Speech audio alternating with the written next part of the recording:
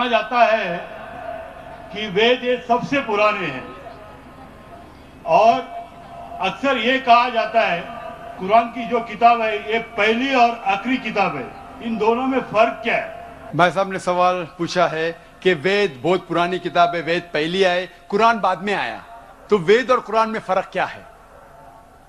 और अब ये भी पूछ सकते हैं कि क्या हम कह सकते हैं कि वेद खुदा का कलाम है?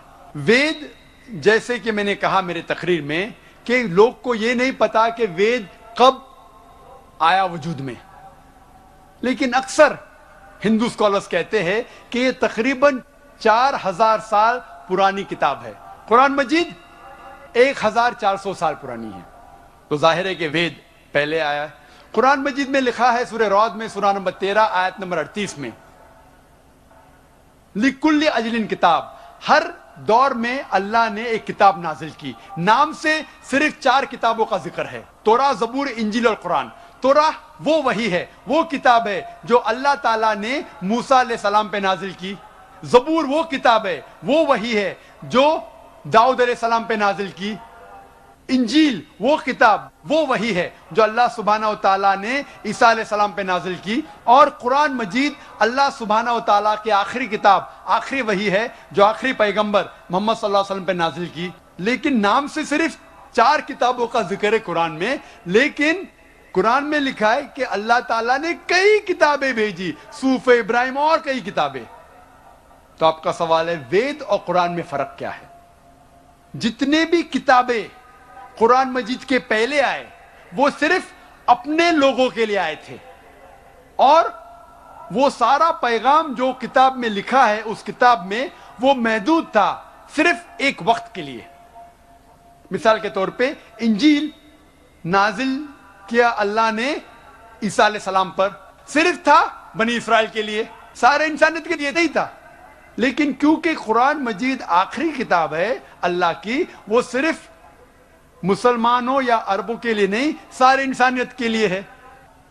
पहला नुक्ता ये जानना चाहिए कि वेद का जिक्र कुरान में नहीं है। लफ्ज से ये कहा गया है कि हर दौर में किताब आई, तो जाहिर है कि हिंदुस्तान में भी शायद कोई किताब आई। कौन सी किताब है हमें नहीं पता। वेद का जिक्र ना कुरान में है ना सही हदीस में। लेकिन इसीलिए मैं ये नहीं कह सकता हूं कि वेद खुदा का कलाम है, 100% नहीं कह सकता हूं, क्योंकि नाम से वेद का जिक्र कुरान में मौजूद नहीं। मैं ये कह सकता हूं कि हो सकता है, मे बी वेद खुदा का कलाम है, हो सकता है, नहीं भी हो सकता, मुझे नहीं पता। लेकिन अगर वेद अल्लाह का कलाम था, अगर मान लो बहस के तौर पे, if we agree for sake of argument, क्या वेद खुदा का कलाम है, तो सिर्फ वो उस वक्त के लिए था और उन लोगों के लिए था, आज के लिए नहीं। आज हमें मानना चाहिए आखिरी कलाम, आखिरी किताब कुरान मजीद में। वेद अगर मान लो खुदा का कलाम था भी, तो सिर्फ उस वक्त के लिए था और उन लोगों के लिए था। और जितने भी किताबें कुरान मजीद के पहले आए उसमें मिलावट हो चुकी है, चाहे वो बाइबल हो, चाहे वो वेद हो। हिंदू धर्म के स्कॉलर्स कहते हैं वेद में बहुत मिलावट है, वेद में कई चीजें हैं जो मैं मान नहीं सकता सही है, कितने अनसाइंटिफिक चीजें हैं, कॉन्ट्रडिक्शन है। तो मैं डॉक्टर होने के लिहाज से ये नहीं मान सकता हूं, ये गलतियां खुदा के नाम पे नहीं लिख सकता हूं। मैंने मेरे तकरीर में सिर्फ वेद की अच्छी बातें बयान की, जो बातें कुरान से मिलती है। कुरान के और एक नाम है फुरकान। फुरकान मतलब हक और बातिल के दरमियान फर्क करने की किताब।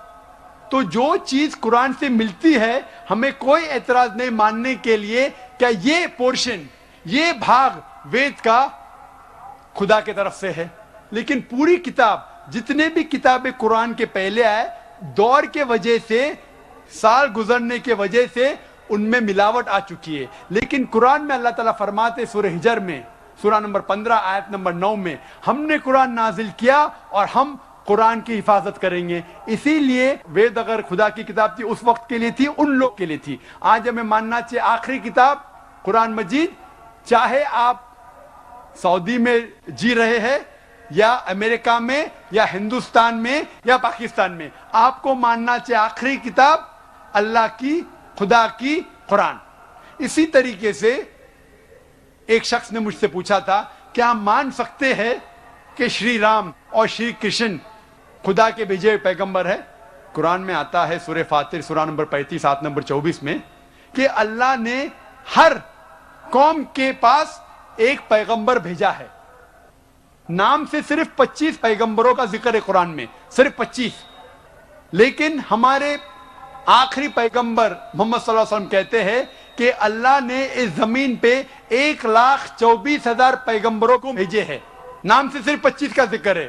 تو اگر کوئی شخص مجھ سے پوچھتا ہے کہ شری کرشن یا شری رام کیا پیغمبر ہو سکتے ہیں خدا کے، تو میں یہ کہہ سکتا ہوں کیونکہ ان کا نام قرآن میں موجود نہیں ہے، ہو بھی سکتے ہیں نہیں بھی ہو سکتے ہیں۔ کچھ لوگ کہتے ہیں رام علیہ السلام، رام علیہ السلام میں نہیں کہہ سکتا، وہ پیغمبر ہو بھی سکتے نہیں بھی ہو سکتے، لیکن اگر وہ پیغمبر تھے تو صرف اس وقت کے لیے تھے اور ان لوگوں کے لیے تھے۔ جتنے بھی پیغمبر آخری پیغمبر محمد صلی اللہ علیہ وسلم کے پہلے آئے صرف ان لوگوں کے لیے تھے۔ آج ہمیں ماننا چاہیے آخری پیغمبر محمد صلی اللہ علیہ وسلم پہ ساری دنیا کو، ساری انسانیت کو۔ Hope that answers the question. I am Kalpana and I am an engineer by profession. Zakir Naik, in your speech you have mentioned that Hindu is a geographical definition. Then is it okay to call Muslim as a Hindu? Rather, I would like to ask whether a Muslim would like to be called as a Hindu. بہن نے اچھا سوال پوچھا ہے کہ ہندو ایک geographical definition ہے، تو کیا میں پسند کروں گا اپنے آپ کو ہندو بولنا؟ کیا مسلمان اپنے آپ کو ہندو بول سکتے؟ جیسے میں نے کہا ہندو کے 2 ڈیفینیشن ہیں۔ جیوگرافیکل وائز بے شک میں ہندو ہوں کیونکہ میں بھارت دیش میں رہتا ہوں۔ جیوگرافیکل ہندو کے معنی وہ شخص جو ندی سندھو یا ندی اندس کے پاس رہتا ہے، اور میں اس دیش میں رہتا ہوں، اور میں گرو سے کہہ سکتا ہوں کہ میں انڈین ہوں۔ I am proud to be an Indian. اگر میں اس کا ترجمہ کرتا ہوں تو جیوگرافیکلی میں ہندو ہوں، لیکن ریلیجیسلی اگر آپ مجھ سے پوچھتے ہیں کیا میں ہندو ہوں، کیا میں ہندو دھرم کی کتابوں میں مانتا ہوں، ساری چیزوں پہ عمل کرتا ہوں، تو میں دھارمک طور سے ہندو نہیں ہوں، کیونکہ میں مطالعہ کر چکا ہوں۔ اس میں کئی چیزیں صحیح بھی، کئی غلط بھی ہے، کئی ٹکراؤ ہے، تو اس کو میں قبول نہیں کر سکتا۔ تو جیوگرافیکلی میں ہندو ہوں، دھارمک طور سے میں ہندو نہیں ہوں۔